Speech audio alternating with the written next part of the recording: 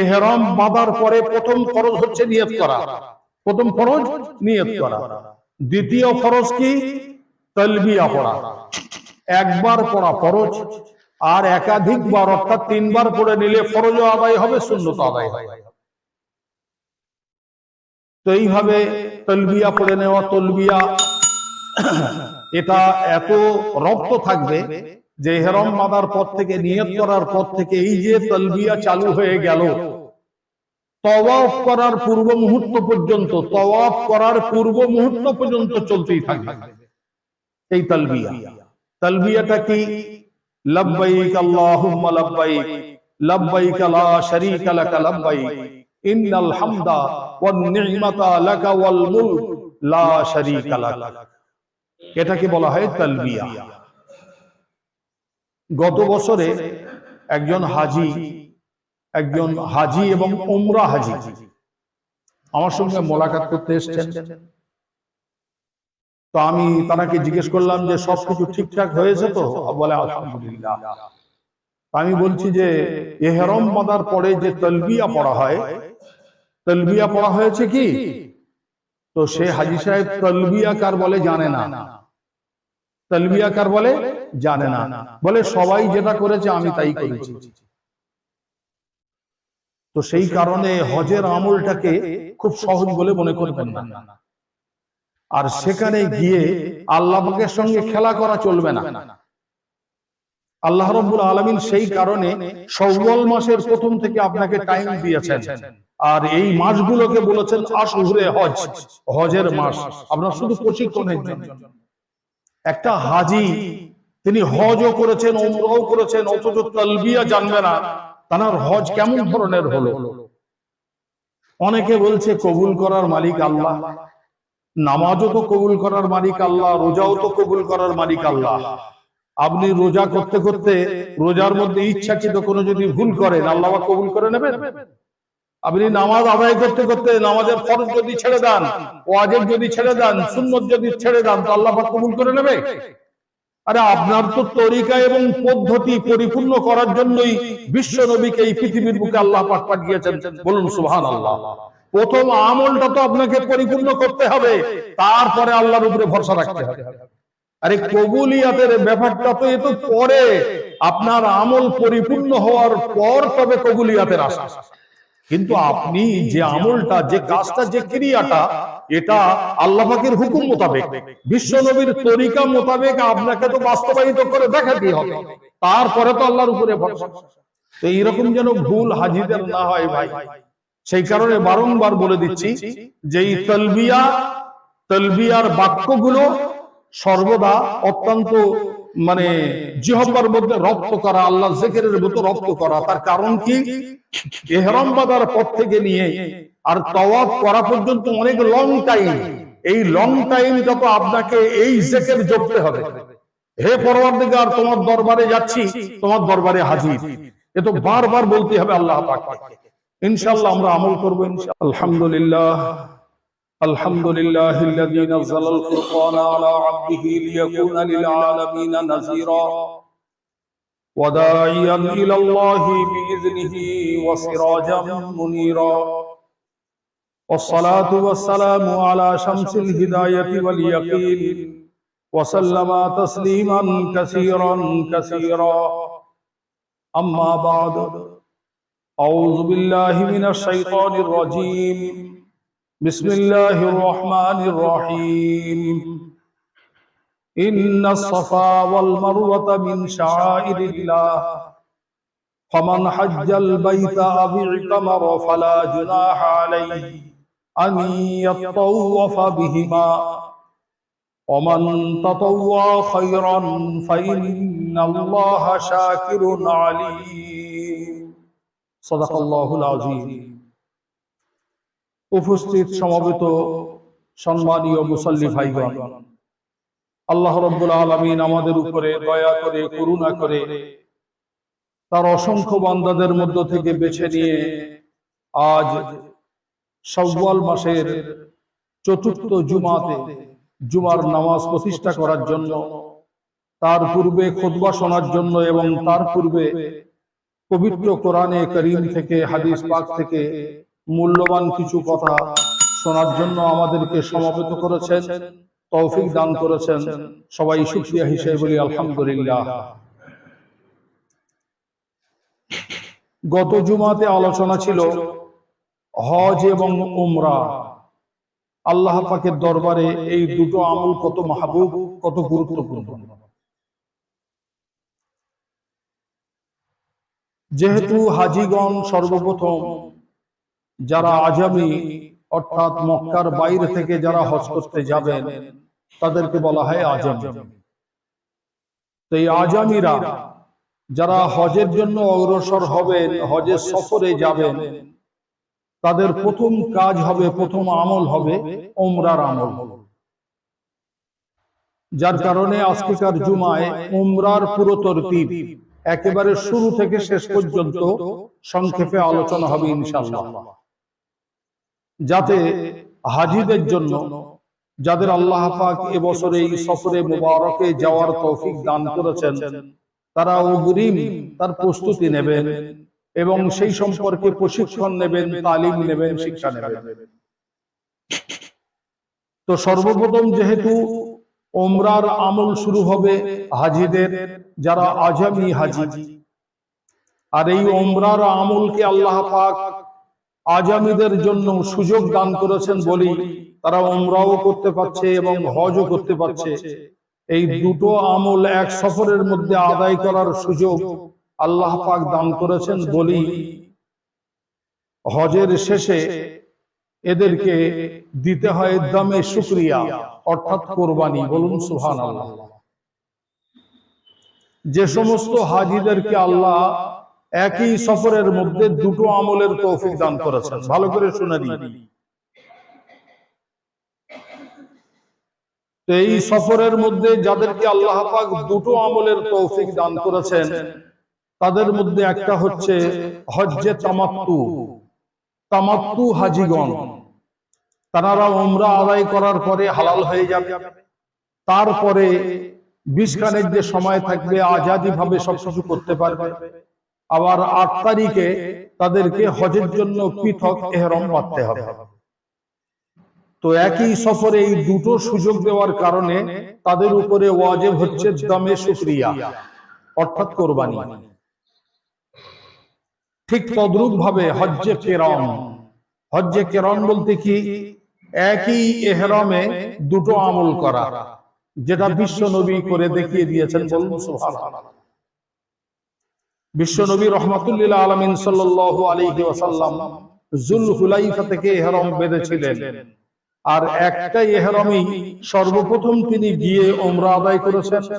সেই ইহরামই তিনি হলক না করে, মাথা মুন্ডন না করে, সেই একই ইহরামই তিনি হজ পরিপূর্ণ করেছেন। বলুন সুবহানাল্লাহ।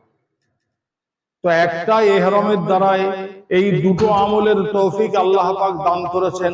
এরও শুকরিয়া হিসেবে যারা কিরান হাজি তাদের উপরেও কোরবানি ওয়াজিব দামে শুকরিয়া। শুধুমাত্র ওয়াজিব কাদের উপরে নয়, ইফরাদ হাজি। যারা ইফরাদ হাজি শুধু একটা ইহরামে একই সফরে শুধু হজই করেছেন, তারা উমরা আদায় করেননি, তাদেরকে বলা হয় ইফরাদ হাজি। ইফরাদ হাজিদের জন্য কোরবানি ওয়াজিব নয়, কিন্তু তামাত্তু হাজিদের জন্য ওয়াজিব। এটাকে বলা হয় দামে শুকরিয়া। আল্লাহ পাক দুটো আমলের তৌফিক দান করেছেন, তার শুকরিয়া হিসেবে কোরবানি করা।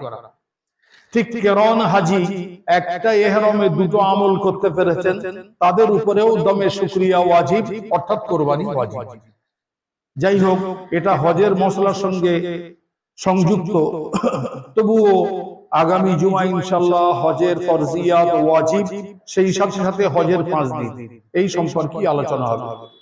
আজকেকার জুমাতে উমরার পুরো তরতিব শুরু থেকে শেষ পর্যন্ত আলোচনা হবে ইনশাআল্লাহ।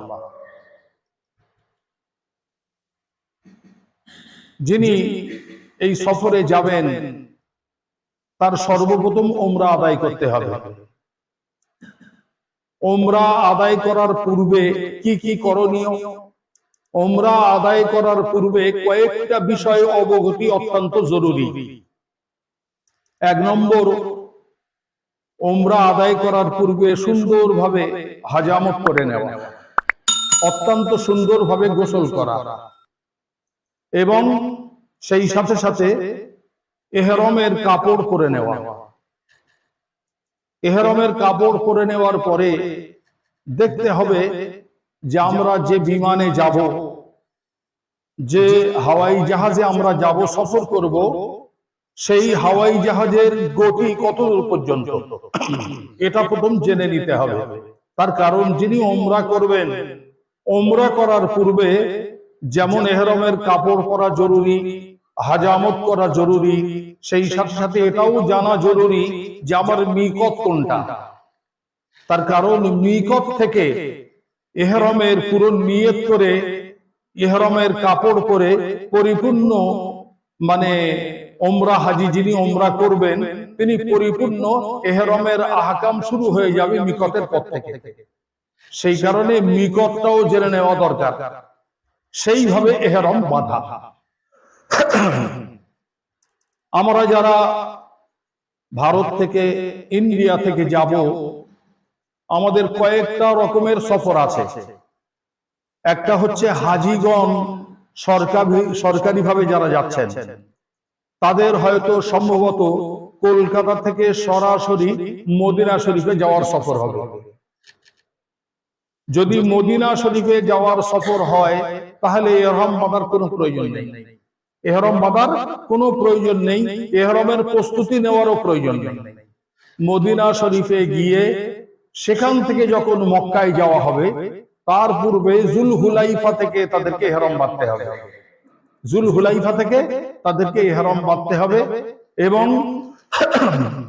ইহরাম বাঁধার পরে জুলহুলাইফা থেকে ইহরামের যে হুকুম, সেই হুকুম চালু হবে। আচ্ছা, যারা বেসরকারি ভাবে যাচ্ছে তাদের মধ্যে কিছু বিমান এমন আছে কলকাতা থেকে দুবাই যাচ্ছে, বা আবু ধাবি যাচ্ছে, বা কলকাতা থেকে বোম্বে হয়ে তারপরে হোল্ড করে সেখান থেকে যাচ্ছে। তো এখন দেখতে হবে যে যদি কলকাতা থেকে দুবাইতে যাওয়া হয়, দুবাই থেকে কি জিদ্দায় যাবে না অন্য কোথায় যাবে?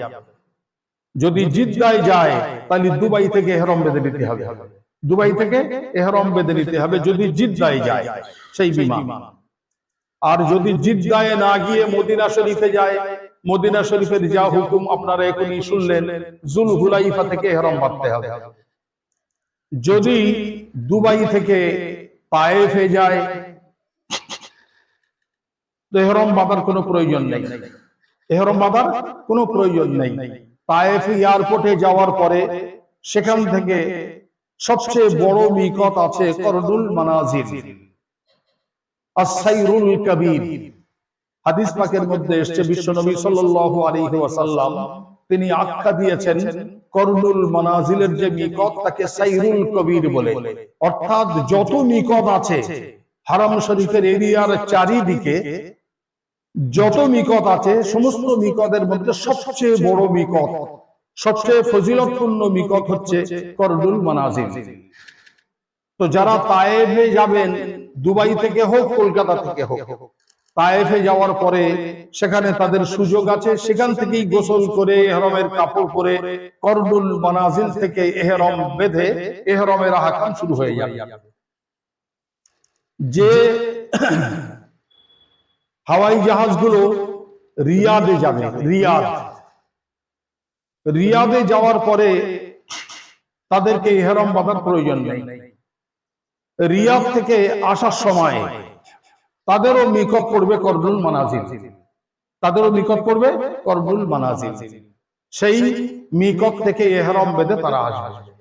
আমি এগুলো আগে থেকে বলে দিলাম কেন? সর্বপ্রথম মিকতকে যদি আমরা না চিনি তাহলে আমাদের ইহরাম বাঁধার যে পদ্ধতিটা, যেটা ওয়াজিব পদ্ধতি, সেটা ভুল হয়ে গেলে তার উপরে দম ওয়াজিব হয়ে যাবে।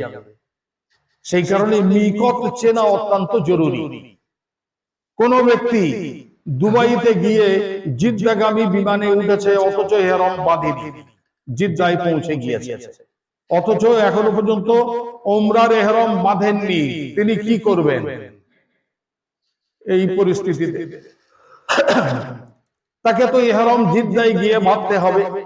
মিকত টপকে যাওয়ার কারণে একটা ওয়াজিব তরক হয়ে গেছে, ওয়াজিব তরক হয়ে গেছে, তাকে একটা ওয়াজিব তরকের দম দিতে হবে।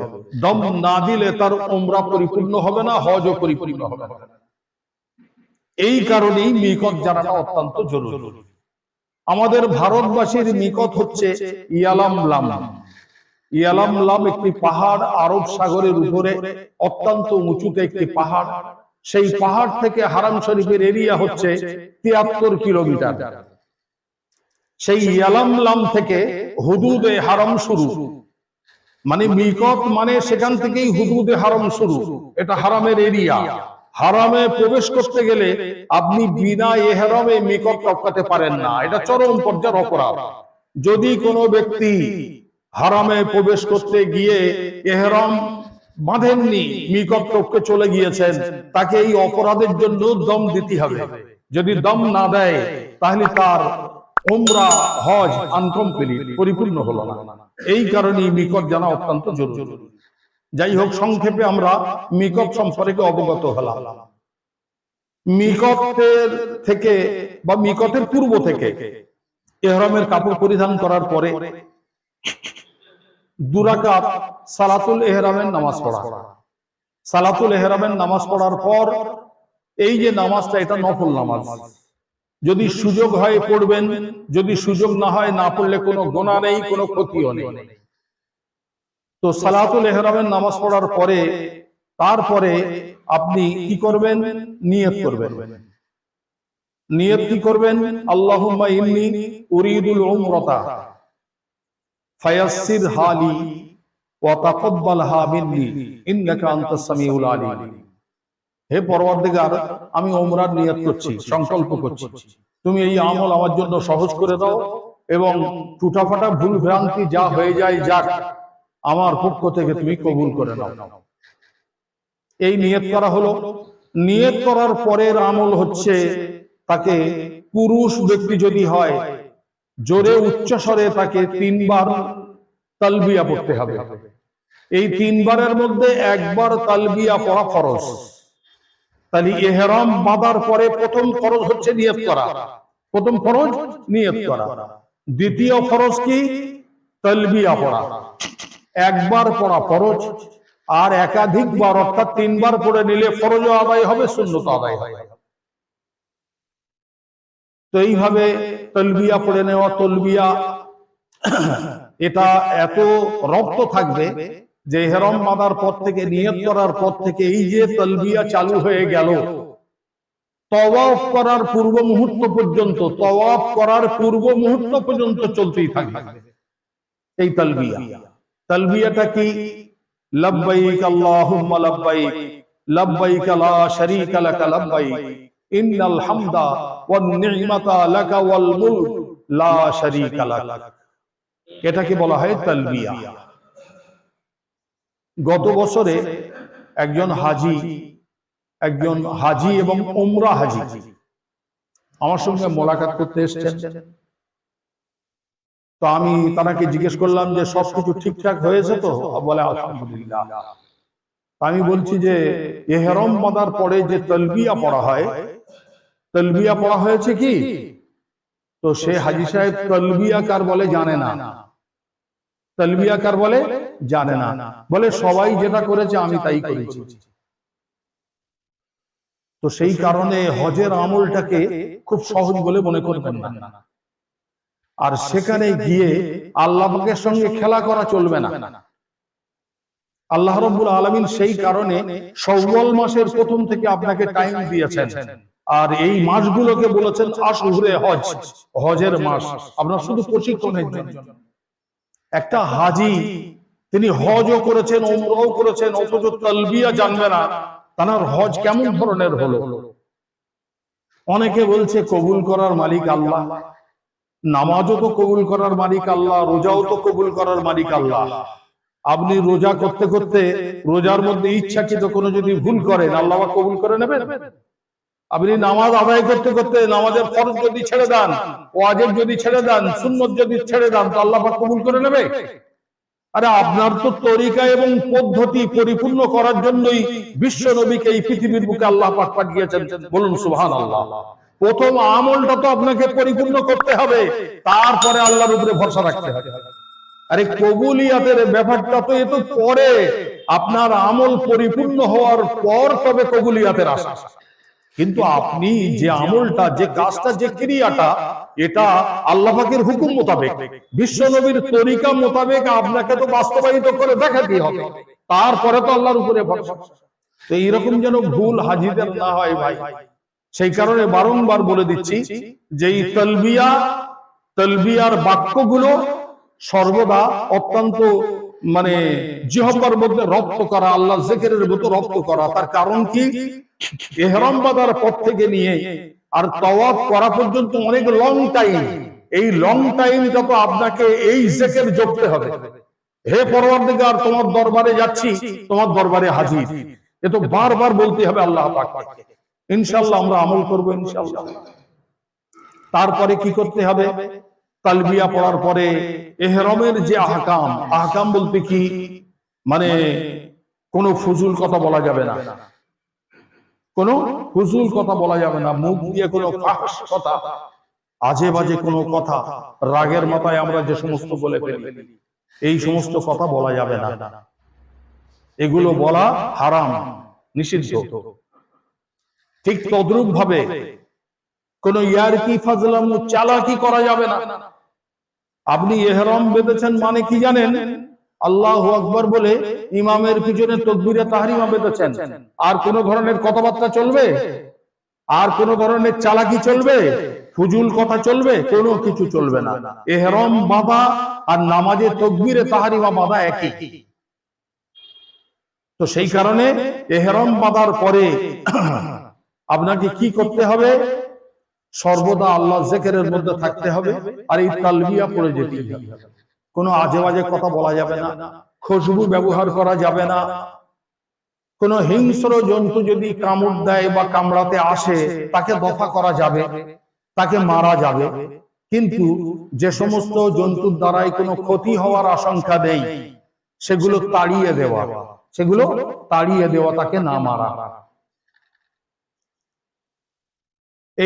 এই রকম ভাবে যদি স্বামী স্ত্রী একান্ত যাওয়া হয়, তো দুজনের মধ্যে যা কথাবার্তা হবে শুধু আল্লাহর দ্বীনের কথা, জিকিরের কথা, আল্লাহর হুকুমের কথা, রাসূলের তরিকার কথা, এর বাইরে ব্যক্তিগত সম্পর্কের কোনো কথা আলোচনা হবে না। এই বিষয়গুলো সম্পর্কে অবগত থাকবে। এইভাবে আমরা আল্লাহ পাক আমাদেরকে ধরুন মানে ইহরাম বাঁধার পরে মক্কা মুআজ্জামায় নিয়ে হারাম শরীফের একেবারে চাতানি পৌঁছে দিয়েছেন আল্লাহ পাক।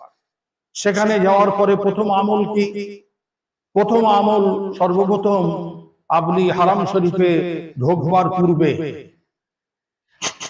আল্লাহ পাকের দরবারে মাগফিরাত চেয়ে নেওয়া। আল্লাহুম্মা গফিরলি যুনুবি ওয়াফতাহ লি আবওয়াব রাহমাতিক,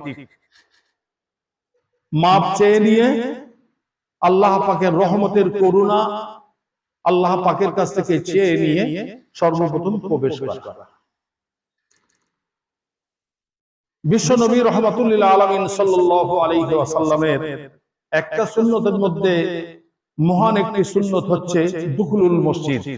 দুখুলুল মসজিদ, নামাজ পড়া, এটা বিশ্ব নবীর সুন্নতের মধ্যে একটি অন্যতম সুন্নত। কিন্তু বিশ্ব নবী সাল্লাল্লাহু আলাইহি ওয়াসাল্লাম যতবার উমরা করেছেন এবং যতবার হজ করেছেন, তিনি কাবাতে গিয়ে কাবায় ঢোকার সাথে সাথে এই নামাজটা তিনি পড়েননি। এই নামাজটা তিনি পড়েননি, ভালো করে শুনবেন। তানার এটা সুন্নত, কিন্তু হারাম শরীফে ঢোকার পরে এই নামাজ পড়েননি, অন্য মসজিদে পড়েছেন। মসজিদে নববীতে পড়েছেন, মসজিদে কুবায় পড়েছেন, অন্যান্য মসজিদে পড়েছেন, কিন্তু হারাম শরীফে ঢোকার পরে তিনি দুখুলুল মসজিদ এই যে সুন্নতটা তিনি আদায় করেননি।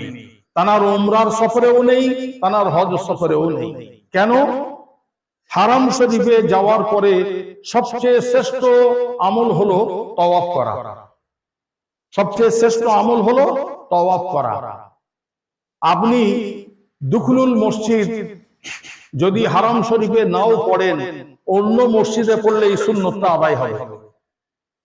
কিন্তু আপনি যদি হারাম শরীফ থেকে বেরিয়ে আসেন, তওয়াফ কিন্তু আর করতে পারবেন না। তওয়াফ কিন্তু আর করতে পারবেন না। আপনি কাবার বাইরে যখন চলে আসছেন, কাবার বাইরে গিয়ে তওয়াফ করা যাবে? কি বলেন ভাই?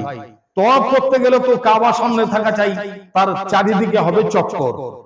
তো সেই কারণে বিশ্ব নবী সাল্লাল্লাহু আলাইহি ওয়াসাল্লাম দুখুলুল মসজিদ, অর্থাৎ এই দোয়া পড়ার পরে তিনি দুখুলুল মসজিদের যে সুন্নত নামাজটা তিনি আদায় না করে সাহাবায়ে কেরামদেরকে শিক্ষা দিলেন যে হারাম শরীফে ঢোকার পরে প্রথম আমল তওয়াফ। তারপরে আমরা সোজা চলে যাব। আস্তে আস্তে এগুতে এগুতে সামনে গিয়ে আমাদের দর্শনে আসবে সর্বপ্রথম কাবা। হয়তো এই কাবার দর্শনটা কারোর জীবনের সর্বপ্রথম, কাবার এই দর্শনটা কারোর জীবনের একেবারে প্রথম। আর কাউকে আল্লাহ পাক হাজার বারো দর্শনের তৌফিক দান করেছেন। আর কোন বান্দা এমন যিনি সর্বপ্রথম গিয়েছেন আর জীবনের প্রথম কাবা দর্শন করেছেন। এই দর্শনের পরে আল্লাহ পাক দোয়া কবুল করেন। কাবা দর্শনের পর আল্লাহ পাক দোয়া কবুল করেন। তো আমরা কি করব? সেখানে কাবাকে দর্শন করার পর একটু থমকে দাঁড়িয়ে যাব। থমকে দাঁড়িয়ে গিয়ে মনের যে কামনা আছে আল্লাহ পাকের দরবারে, কাবাকে সামনে রেখে কাবাকে দেখে আল্লাহ পাকের দরবারে চাইব। বলুন সুবহানাল্লাহ। এই সময় কি দোয়া চাওয়া উচিত? কোন কোন বর্ণনার মধ্যে এসেছে যে আল্লাহর হাবিব সাল্লাল্লাহু আলাইহি ওয়াসাল্লাম তিনি মুখতালিফ ভিন্ন ভিন্ন দোয়া চেয়েছেন। আল্লাহুম্মা জাআলনি মুস্তাজাবাদ দাওয়াত। কোন কোন বর্ণনার মধ্যে এসেছে আল্লাহুম্মা রযুকনিল জান্নাতা বিগাইরি হিসাব। কোন কোন বর্ণনার মধ্যে এসেছে যে বিশ্বনবী সাল্লাল্লাহু আলাইহি ওয়াসাল্লাম দোয়া চেয়েছেন আল্লাহুম্মা রযুকনিল হজ্জা ওয়াল উমরাতা ফি কুল্লি আম। হে পরওয়ারদিগার, আমাকে প্রতি বছরে এই কাবা দর্শন করার তুমি তৌফিক দান করো। আর একটা দোয়া চেয়েছেন কি? মুস্তাজাবাদ দাওয়াত। আমি এই কাবা থেকে যখন চলে যাব, পৃথিবীর যে প্রান্তে থাকি না কেন, যেন তোমার কাছে দোয়া চাইনি তুমি কবুল করে নেবে, এই সিদ্ধান্তটা এই কাবার সামনে রেখে তুমি আমার জন্য ফয়সালা করে দিও। একে বলা হয় মুস্তাজাবুদ দাওয়াত। আর হে পরওয়ারদিগার, তুমি আমাকে বিনা হিসাবে জান্নাত নসিব করো। আমি যে তিনটে দোয়া পড়লাম, তিনটে দোয়া তর্জমা করলাম। যাই হোক, তারপরে আমরা সোজা চলে যাব একদম হজরে আসওয়াদ, সোজা সবুজ বাতি জ্বলছে, গ্রিন বাতি জ্বলছে, একদম সেই সোজা চলে যাব, সেখানে পৌঁছে যাব। সেখানে পৌঁছে যাওয়ার পরে আমরা কি করব? সবাই তাওয়াফের নিয়ত করব। তাওয়াফের নিয়ত করব। আল্লাহুম্মা ইন্নী উরিদু তাওয়াফা সাবাতা আশওয়াত ফায়াসসিরহু লি ওয়া তাকাব্বালহু মিন্নি। হে পরওয়ারদিগার, আমি তোমার কাবা শরীফের, তোমার বাইতুল হারামের 7 বার চক্করের নিয়ত করেছি, তুমি আমার জন্য আসান করে দাও এবং আমার পক্ষ থেকে কবুল করে নাও। নিয়ত করার পরে সবাই আমরা হজরে আসওয়াদের দিকে মুখ করব। হজরে আসওয়াদের দিকে মুখ করে আমরা কি করব? আমরা ডান হাতটা, বাম হাতটা, দুটো হাত কান পর্যন্ত তুলব। কান পর্যন্ত তুলব।